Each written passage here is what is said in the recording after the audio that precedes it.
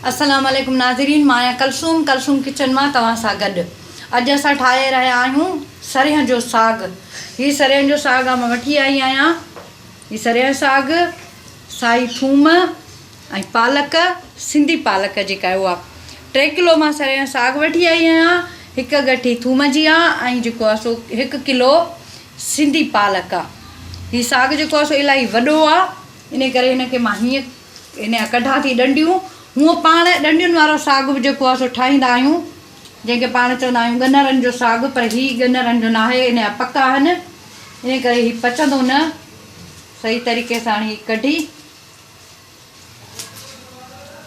पर हिन में ॾंडी बि थोरी मां जेको आहे सो इस्तेमालु कयां थी, छो त उहा साग में वधीक टेस्ट आणींदी आहे। इन करे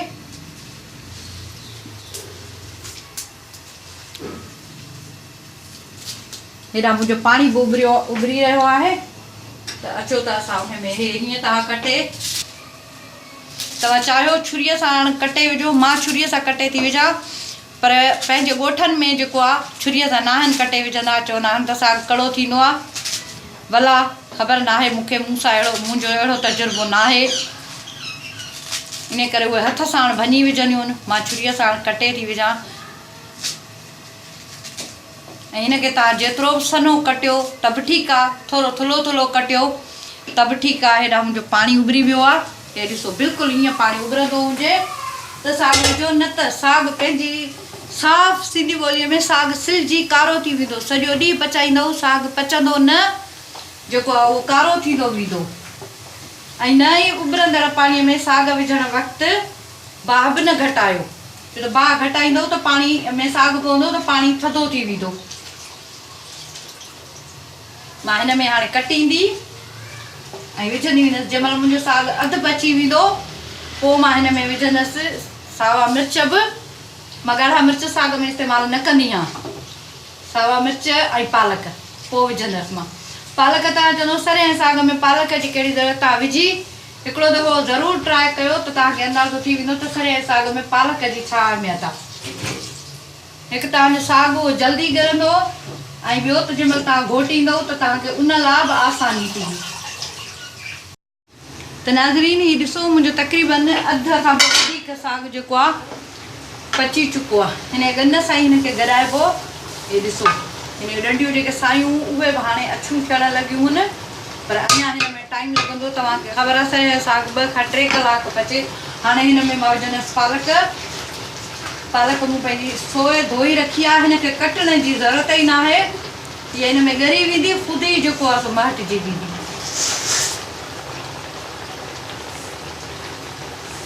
ऐं वरी पालक पंहिंजो इलाही जेको आहे सो पाणी बि छॾींदी आहे, पर अञा थी सघे थो मूंखे हिन में पाणी गरम करे विझणो पए।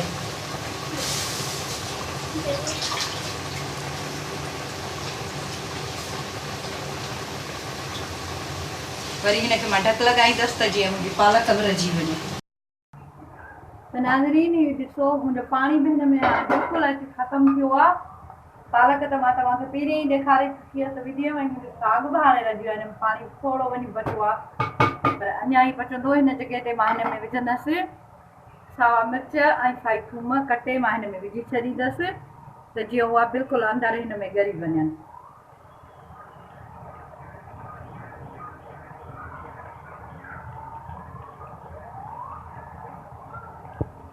इन करे मां तव्हांखे हर शइ ॾेखारींदी आहियां, मथां तव्हां सवालु कयो या किथे मुंझो त हीअ शइ त हिन साग में हुई कोन, ईअं न हुजे, बिल्कुलु मुकमिल हुजे।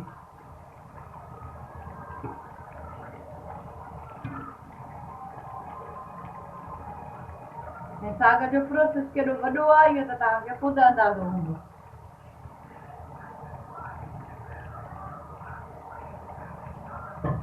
हिनखे मां गॾाए ऐं वरी ढक ॾेई छॾींदसि जेसि ताईं हिन जो हीउ पाणी बिल्कुलु ख़तमु नथो थी वञे।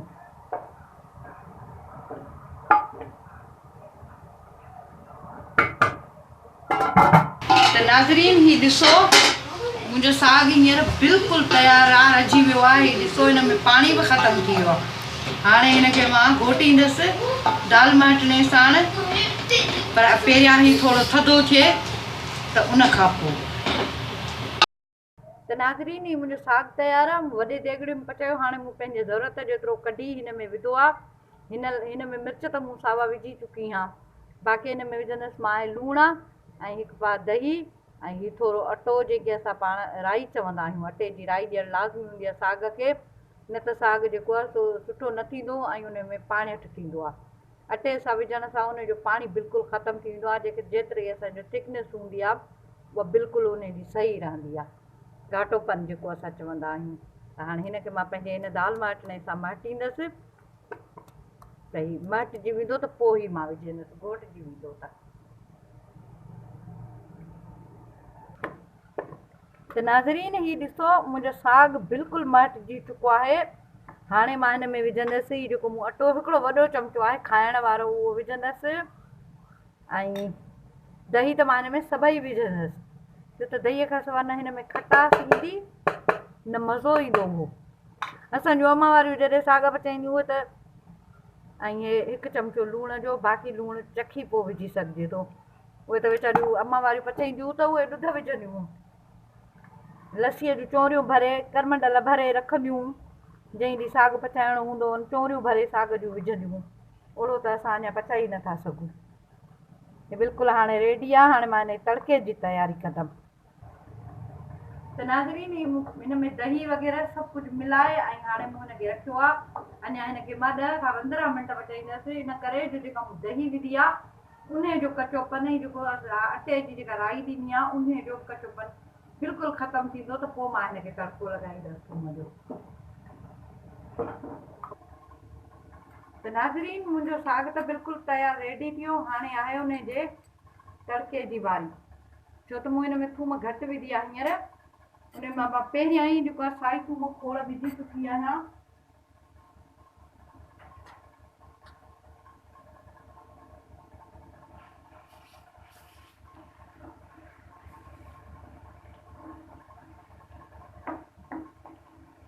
तव्हां वटि जेकॾहिं देसी गिहु मौजूदु आहे त उन सां तड़को लॻायो त वधीक बहितर ऐं मज़ेदार थींदो। मूं वटि अॼु देसी गिहु मौजूदु न आहे, इन करे मां पंहिंजो आम जेको तेल इस्तेमालु कंदी आहियां उहो ई करे रही आहियां।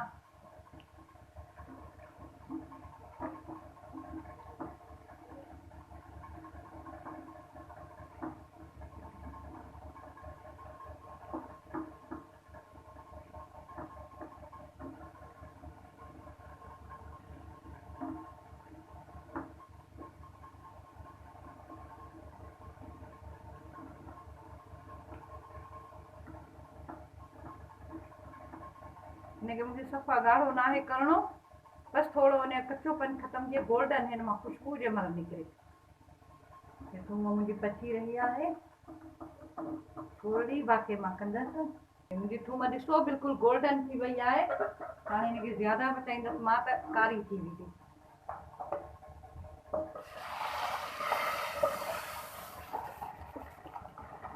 हिनखे सुठे तरीक़े सां गॾायो।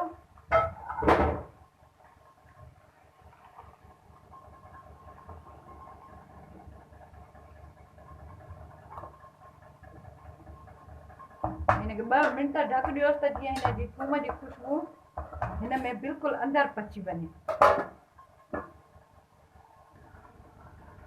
त नाज़रीन हीउ मुंहिंजो साग ऐं हीअ मुंहिंजी मकईअ जी मानी ऐं उन ते रखियलु मखणु। मूं तव्हांखे चयो त मूं वटि देसी गिहु मौजूदु न आहे, पर मूं वटि मखणु मौजूदु आहे।